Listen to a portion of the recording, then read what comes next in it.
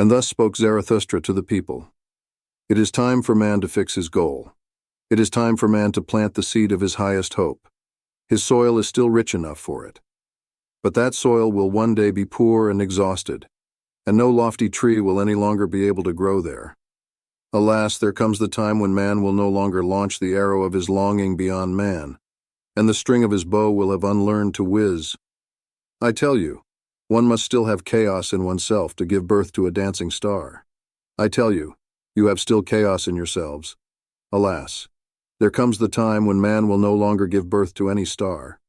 Alas, there comes the time of the most despicable man who can no longer despise himself. Lo, I show you the last man. What is love? What is creation? What is longing? What is a star? So asks the last man and blinks. The earth has become small, and on it hops the last man who makes everything small. His species is ineradicable as the flea. The last man lives longest.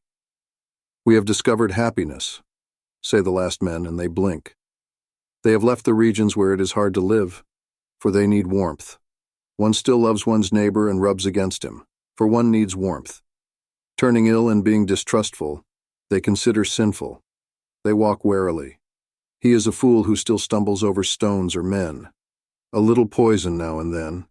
That makes for pleasant dreams, and much poison at the end for a pleasant death. One still works, for work is a pastime, but one is careful lest the pastime should hurt one. One no longer becomes poor or rich, both are too burdensome. Who still wants to rule? Who still wants to obey?